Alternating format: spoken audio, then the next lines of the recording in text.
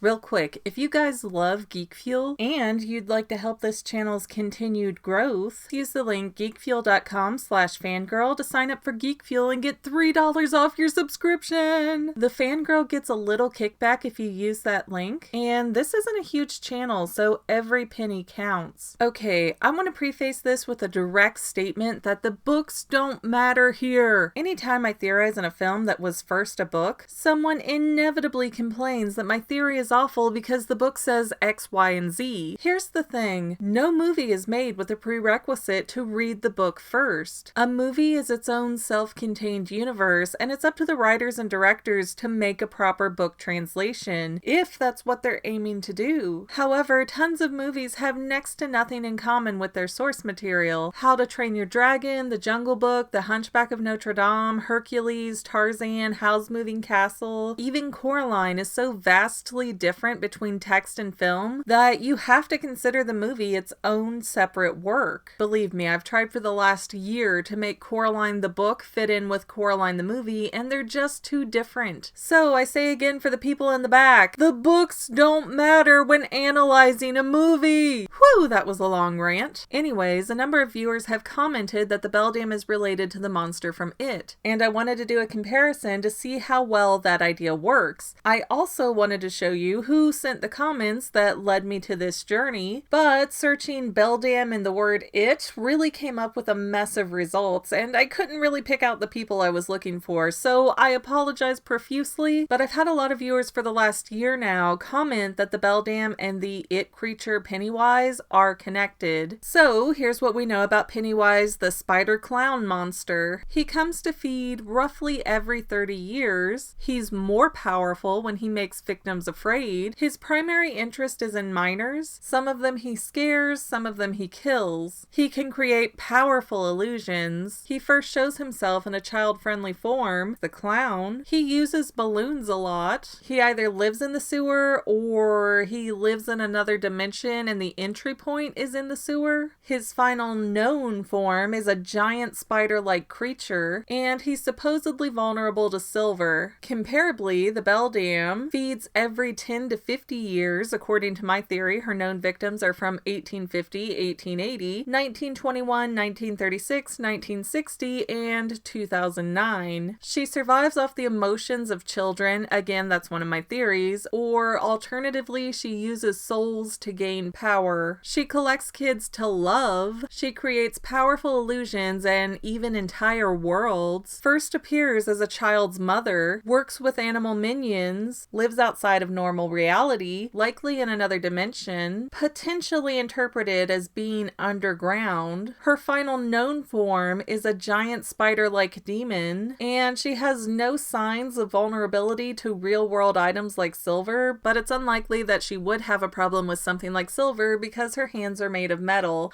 It's not a perfect match, but it's pretty close. Maybe the Other Mother and Pennywise are the equivalent of cousins in the monster world. My Coraline fans have probably seen my Kubo-line theory before. In that, I say that Kubo unwittingly used his instrument to change his aunt into the Beldam. It's a good theory. You should check it out. And this theory may actually help support part of this idea with It. Even though the Beldam started off as a moon goddess, we could still argue that she is an interdimensional being. Think about it. What does living in the heavens really mean? You can't fly up to the heavens no matter how far up you travel, and they're not living in outer space. Isn't it more plausible that the heavens are a different dimension that only gods can travel to? So the gods are already interdimensional beings that can travel in and out of different realities. And I always get a few people who point out that Beldam can translate to witch, but remember, Beldam is a name that other characters give her. She only refers to herself as the Other Mother, so we really can't rely on the name Beldam to tell us what she is. Overall meaning, who's to say she could be related to Pennywise? It's possible. Yeah, I might be overthinking it, but that is literally my job. Well, that's all I have for now, but this video's not quite over yet. I get a lot of comments that say, do a theory on this topic, but I've already done those theories. So please consider going to my main channel page and clicking on the video tab so that way you can see everything I've done. You will probably find a lot of things you like that you never even knew that I posted. I want to let you know that I also have two other channels. Say Halo Goodbye Gaming, and the Fanily Family Vlogs. Thank you so much for watching, and I hope you enjoyed enough to hit subscribe and share. I can use all the help I can get to let other people know that this channel exists. And if you made it this far, leave me a comment that says something like, "Hey, I made it to the end," and then let me know what kind of videos you want to see in the future. I can't make any promises, but the more people that request something, the more I can look into it. Okay, well, I love you. I'll see you in the next video.